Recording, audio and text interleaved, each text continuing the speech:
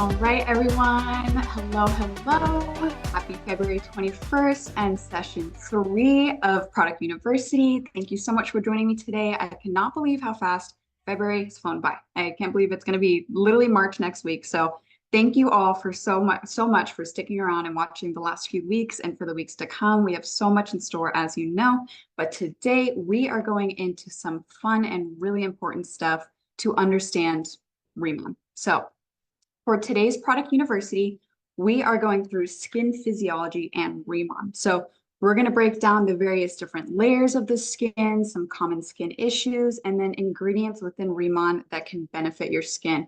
And I want to preface all of this by saying that you don't need to keep all this into memory. You do not need to commit it to memory. You know, I was a biochemist for many years, and then I read a cosmetic chemistry textbook for fun. So I know these things because it's, you know, it's part of my past and part of my future, but I hope that in kind of elucidating or illuminating some of these details, you can better understand that Riemann difference. So when we look at your skin, just overall at what your skin is your body's largest organ, and it works for a couple of reasons. Not only does it help you regulate temperature in the terms of, you know, goosebumps, sweating, but it also allows you to actually protect yourself against irritant penetration, and of course offers sensory perception with those nerve endings in the skin. It's made primarily of 3 layers, and these 3 layers have their own individual roles. So very simply, we have the epidermis as your top layer. That is the layer that experiences the outside world. And then our dermis is that second layer, and then the hypodermis is the 3rd layer. And some studies actually do not consider the hypodermis a 3rd layer of the skin. They just consider it a part of your body, but some places do. So in my studies, I understand it to be that 3rd layer. So let's look first at the epidermis. So your epidermis is the thin layer of outer skin, and it's comprised of cells known as keratinocytes. So your keratinocytes are going to be kind of in this area here. And so these are just your skin cells, and these are freshly differentiated skin cells. And so what that means is that your body just freshly produced these, that the currently existing cells made new cells, and they began to multiply. So those are the basis of your skin structure. But we also have at this base layer here, melanocytes. And so melanocytes are these cell types that create melanin or pigment. And so this melanin is what allows us to have various skin tones and skin colors, but it also provides some UV protection within our skin. So we innately have some UV protection built in. However, the melanocytes are also the area in which excess melanin can occur. So we'll touch this a little bit more in depth later, but in terms of hyperpigmentation and dark spots, we are looking at the melanocytes and the melanogenesis pathway as things to essentially attack when we are wanting to target hyperpigmentation. So Your stratum corneum is actually gonna be this top layer up here. So within the epidermis, there are various sub-layers. I believe there's 7. And within each sublayer, they have their own multitude of layers. It's a lot.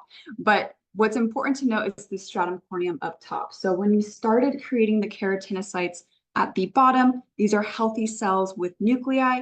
And as these cells go through your skin cell cycle, they begin to slowly differentiate, which just means that they slowly begin to kind of flatten. Some of them begin to lose their nuclei. And in doing so, they eventually come up to the top of the skin where they eventually slough off. And so that top layer of skin, that stratum corneum, is consistent of essentially nearly dead or dead skin cells and the surrounding lipid environment. And so this is actually known as the brick and mortar structure of the stratum corneum. So when we talk about the skin barrier, this is what we're talking about. Your skin barrier specifically is this top layer and the interaction between these skin cells and the surrounding lipid environment. And what do I mean by lipid?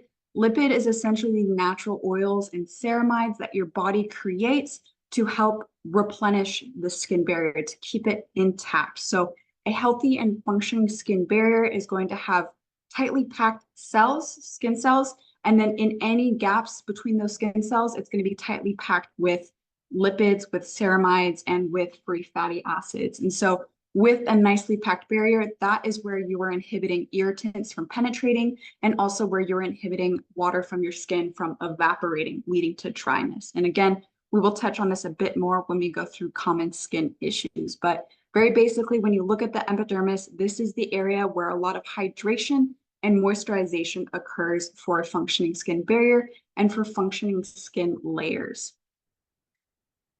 All right, then we have the dermis. The dermis is a chunky one. So the dermis is our middle layer of skin, and it contains so many important components to our skin's function. And it also provides nutrients to the to the epidermis, as well as a bit to the hypodermis. So within your dermis, not only do you have blood vessels, lymph vessels, even your hair follicles, but you also have fibroblasts, nerves, and sebaceous glands. And so really in terms of oil production in terms of sebum, it is coming from your dermis all the way up to the surface of your skin. Even more interestingly, and something that we will explore next week, is that the hair follicles that are situated inside your dermis are actually considered part of your epidermis. It's actually essentially an extension of the epidermal skin all the way down and surrounding the hair follicle, but it just exists within the dermis. So what's really important to understand about the dermis, yes, of course, the nerves, the blood vessels, all that stuff, is that it also contains your extracellular matrix. So the extracellular matrix is also known as the ECM, and it is a network of macromolecules and minerals, and these provide the structural support and vitality of your skin. So as you can see, it really contains collagen and elastin, both of which are really important, especially in anti-aging activity.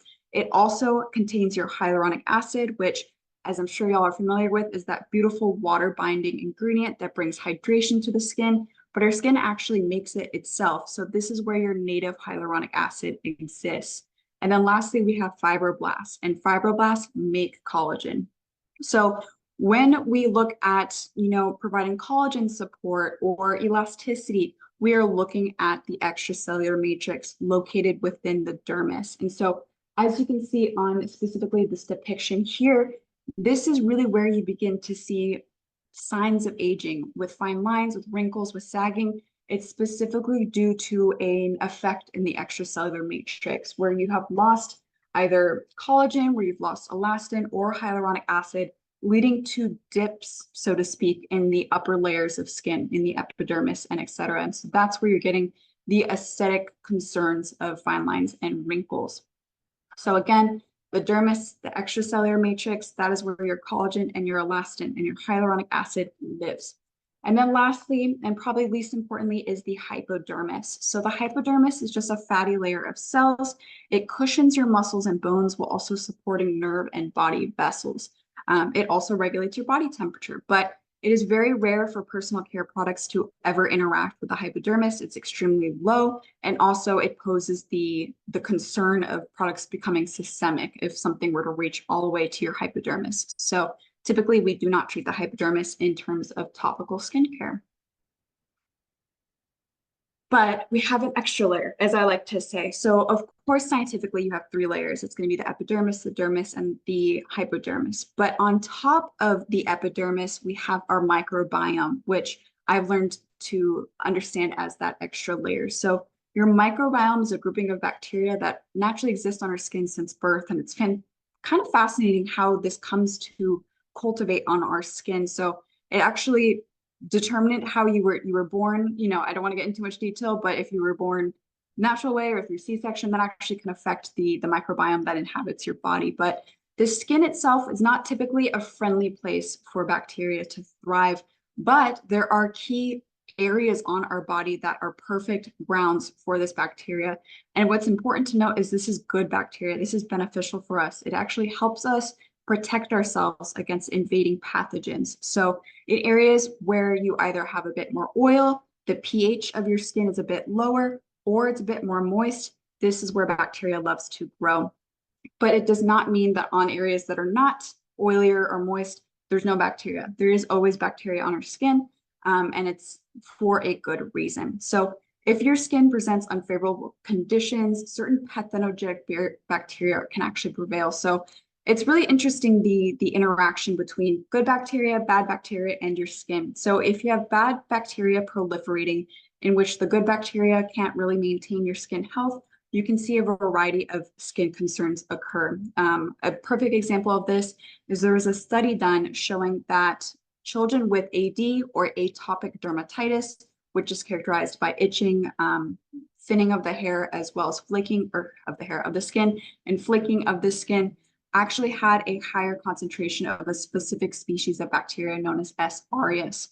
Similarly, in preteens, they typically have oilier skin due to hormones, and that oil is a perfect breeding ground for C. acnes, which is the bacteria species that causes acne. So really understanding the microbiome as an additional layer of your skin allows you to treat it correctly, either with fermented products or just with proper cleansing. So the microbiome is an important part of your skin as well. And another thing that's important to note is that your skin is different around your body. You have thicker skin on the palms of your hands, the soles of your feet, but then you also have thicker skin on your body in comparison to your facial skin. So body skin actually contains more layers of skin in that upper epidermis layer, that stratum corneum I showed you. So there's roughly 11 to 17 layers versus only 4 to 8 on your face. And because of this, it actually takes longer for cell turnover to occur. So traditionally, the entire cycle from the very baseline at the bottom where you made a fresh keratinocyte all the way to the top where you're sloughing off dead skin cells, that typically takes 4 weeks. But in terms of that top layer specifically, finally being able to slough off, that takes about a week itself for the face. But for your body, it takes roughly 2 weeks. And your body skin also has larger oil glands and pores. That is why some people with acne-prone skin do experience breakouts on their back and chest. And so this is just really important to know in regards to appreciating your body care products as well. Your skin might need a little bit more exfoliation on your body, might need a little bit more TLC, depending on how you are cleansing and how you're moisturizing your body skin. And then in terms of differences between skin, there are also various differences in terms of, female skin and male skin, and also in terms of light skin tones versus darker skin tones. But for the purpose of this presentation, I've left those aside, but you're more than welcome to look a little bit more in detail about the different phenotypes and genotypes that come around in terms of skin type. All right, so we've understood the skin structure. Now we understand common skin issue terms. And I want to preface this by saying that there are so many different skin issues, and I've definitely not listed out the totality here. But I also want to be careful in addressing certain things that I deem to be more clinical. So things like acne, psoriasis, rosacea, those concerns are really, they have a variety of different causes. And I always think it's best to speak with a dermatologist or practicing physician to kind of understand what your skin needs. But for here, I took more general issues in terms of the skin and what they really mean for us. So the first 3 I've actually kind of grouped together. I find them to be all relevant to each other. And the first is going to be disrupted barrier. So when I showed you that brick and mortar structure in the beginning, your skin barrier, which is the tight packing of your skin cells, and the lipid environment or the oil-based environment, When this is not functional, irritants can penetrate, and then water from within your skin can actually evaporate out into the atmosphere.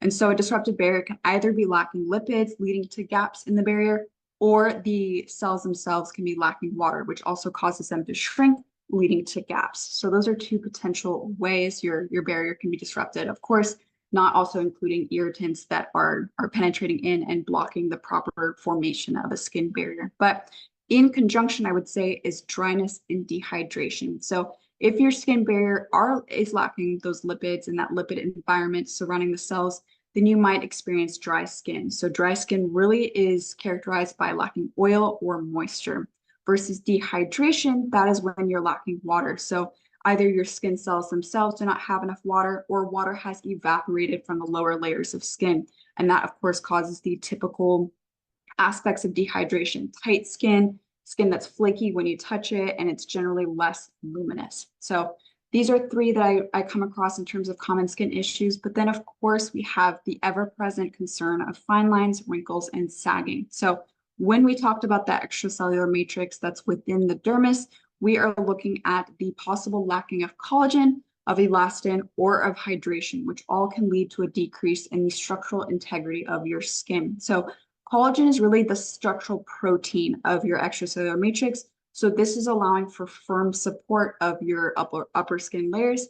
And then elastin, think elasticity. This is what's giving your skin the ability to bounce back. So if you pinch your skin and it quickly bounces back, that's elasticity. And then, of course, lastly, hydration. Both collagen and elastin bind well to hyaluronic acid and to water within the dermis. So if there's an absence of collagen, there's likely going to be an absence of water binding. Of course, also with acknowledging the potential for the evaporation of water from a disrupted barrier. That's a separate issue, as we've mentioned. And then lastly, and I think really importantly to talk about in understanding some of the ingredients I'm about to touch on, is oxidation. So we always talk about antioxidants. As I'm sure you all know, Giant Byungpool is a wonderful antioxidant. But what is oxidation? What does that even mean? So oxidation occurs for a variety of different reasons. Probably the most common is overexposure to UV rays or other damaging environmental characters such as pollution or smoke, etc. So what oxidation is essentially oxidative species are created in your skin because of the exposure to these various elements. And these oxidative species are lacking electrons. This makes them highly reactive with your surrounding molecular environment. They want to steal electrons and they're going to steal it from your skin, your skin cells, etc. So when they steal these electrons, it can hinder a variety of different healthy skin processes. For example, the overpresence of oxidation and oxidative species in the skin can actually cause hyperpigmentation in the skin because it actually interacts with your melanocytes and the melanogenesis pathway. It also can cause photoaging, which is the concept of UV rays actually aging your skin because it breaks down certain pathways that produce collagen. So oxidation and antioxidant care is extremely important just overall in a way to keep your skin healthy. So in understanding your skin now, in understanding common skin issues, let's see how Remon is involved in that. And of course, to firstly understand Remon skincare, we have to look at those three main tenets of K-beauty, which I'm sure y'all are familiar with now. But to just remind y'all, it's going to be cleansing, hydrating, and protecting. So regardless of what product you are using in the Remon Incellderm line, you are satisfying at least one of these tenets, and you are really helping yourself towards a better form of self-care. So with cleansing, we are removing those surface impurities from the epidermis, so from that top layer of skin, as well as dead skin cells to lessen the chance of common skin issues occurring, like acne due to blockages in your pores, or like flaky skin due to poor sloughing off of your dead skin cells. This also allows for a prep of the skin for later treatment because that cleansing experience, and especially the use of surfactants, which are those cleansing molecules, opens up your pores. And so those are going to be more readily available to accept all those good ingredients. Next, of course, is hydrate. So hydrating is just reinforcing the health and general function of both your dermal and your epidermal layers for calm, supported, and glowy skin. So very basically, hydration is bringing back water to all layers of the skin for that more youthful glow, But I also consider moisturization in this category. So that's bringing back the oils to the skin. That's reinforcing the skin barrier and overall giving you that kind of radiant luminosity that comes with a proper oil balance in the skin. And then last but not least, we have protect. So protect most simplistically is to limit the effects of the external aggressors such as UV rays, pollution, and irritants by reinforcing either your skin's barrier itself or by applying a protective film such as with the use of a sunscreen. So this one's really important, especially in concepts of oxidation that we talked about. Why even address oxidative species in your skin if you stop them from ever even occurring? So really important to protect your skin to have a well-rounded skincare routine. All right, so skin and Remon. How is Remon and what Remon ingredients are doing for the common issues of your skin, for the general skin health? And I want to mention that the following couple of ingredients I've identified are not an exhaustive list of all the fantastic ingredients in the formulas that we provide here at Remon. So if you are curious about the other ingredients, especially the hero ingredients, if you go to remon.com and then click the Explore Remon tab, and then click explore and then ingredients, we have a whole ingredient glossary for you to go through. So this ingredient glossary will highlight key actives in various product forms that allow or really encompass some function for your skin. But for here, just for, not to inundate you with every other ingredient we have in 20 some products, I just focused on a couple few that are really heavy workers in terms of specific skin issues. So when I would say the first common issue we looked at in terms of the skin barrier, we want to essentially replenish the skin barrier to help it function again, to help us protect ourselves from outside irritants, from water loss, and also just to maintain a balance throughout the skin. So to restore the skin barrier, you often need either to provide lipids to fill in the surrounding environment or provide water for your cells overall to really help that healthy packing of the epidermis. And so some ingredients that I mentioned here is giant byungpool, ceramides, and natural oils. So giant byungpool has that beautiful ability to hydrate the skin.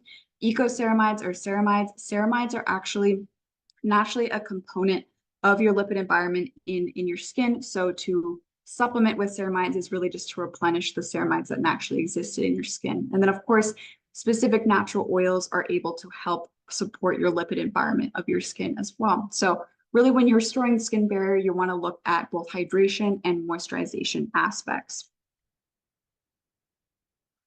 All right, so that next skin issue was dehydration. So of course we have to look at things that are hydrating. So the ingredients here all have some form of intense hydration for the skin. So again, that Byungpool leaf water, especially with the Jeju Lava energy water in there, which we know has tested benefits for skin hydration. But of course we have more common industry standards like humectants. So humectants are hygroscopic structures that actually attract water to the skin and actually also distribute it throughout the various layers of skin. So probably the most common humectant in the industry is glycerin. So glycerin is a beautiful humectant to use.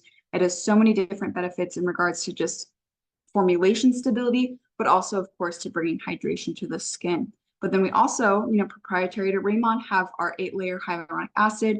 Hyaluronic acid, again, is fantastic at binding with water and attracting water. So that's just going to bring water back to the dermal layers. We have our damask rose water, which is in our Calm and Balance gel, and that's going to bring not only hydration, but also a little bit of pH and calming sensation to the skin.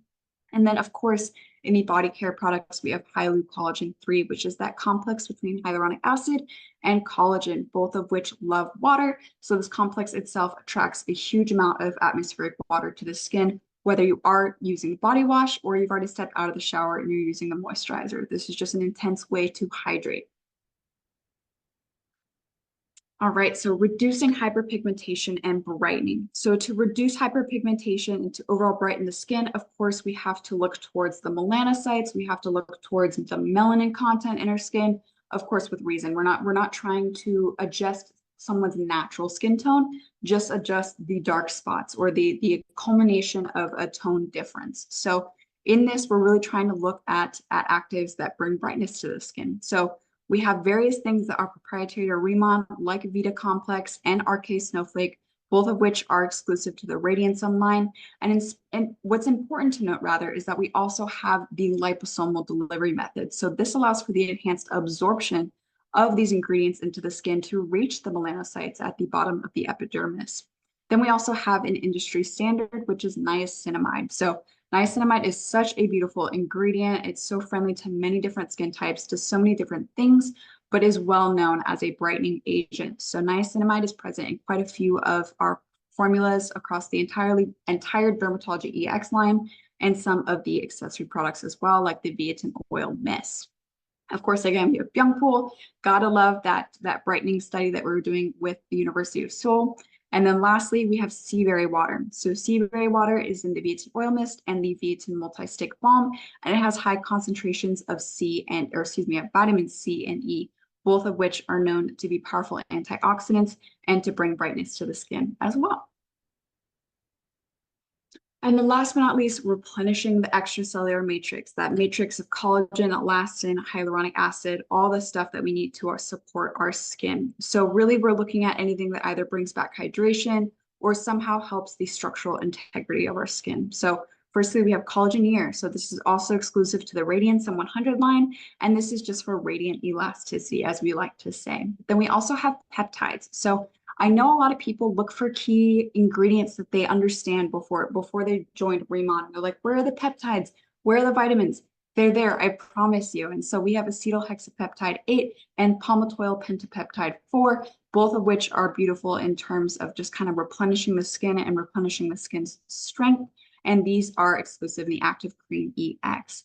Of course, in the Active Cream EX, we also have our NBP complex and the EasyCom 6 complex. Both of these are botanical complexes exclusive to Remon that maintain elasticity as well as moisturization. So again, this is not an exhaustive list by any means. There are so many other good ingredients that I know you all know from the various products, but I just wanted to highlight, in terms of certain common issues in the skin where various ingredients can apply. So because today was so dense, I have a recap. So just to recap, 3 layers of the skin. We have our epidermis, the dermis, and the hypodermis. The upper layers of your dermis specifically, of your epidermis, displays a brick and mortar structure. And so this essentially is known as your skin barrier, in which you have a tight packing of skin cells surrounded by a lipid environment that inhibits irritants from penetrating and water from evaporating.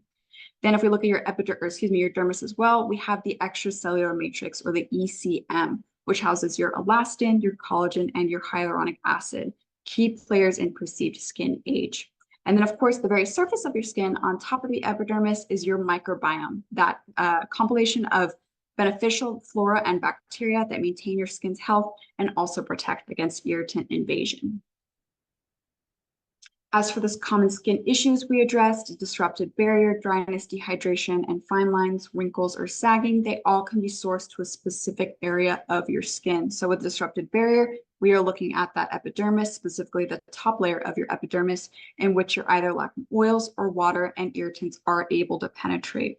In dryness, your skin is simply lacking oil, and in dehydration is lacking water.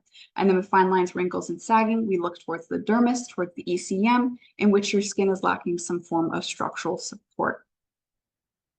So with our prioritization of those 3 key tenets of K-beauty, of cleansing, of hydrating, and of protecting, we look to source the most efficacious ingredients to benefit the overall health of your skin, such that your skincare isn't about putting band-aids on issues. It's more so about revitalizing the base, the root of your skin health, such that those issues don't even arise. So throughout the Remon skincare products, we either have proprietary ingredients like Giant Byungpool or Jeju Lava Energy Water, or various other patented ingredients, or even industry well-known ingredients that we know perform to just really help you bring back that more youthful glow to the surface of your skin.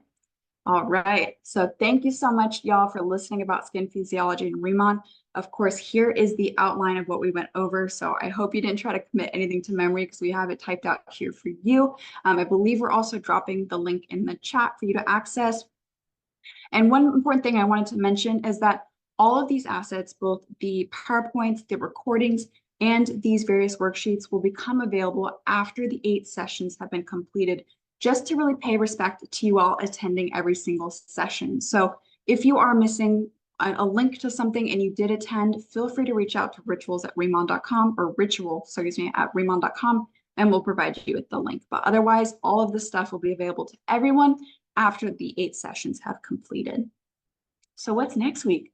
Next week is hair physiology in Remon. So probably will be as in depth. I hope you're ready, but it's just so interesting the way that our hair follicles and our hair health are really determined by various different processes, and also how your scalp is really just an extension of your facial skin and also needs some TLC every now and then. So I hope to see you all next week.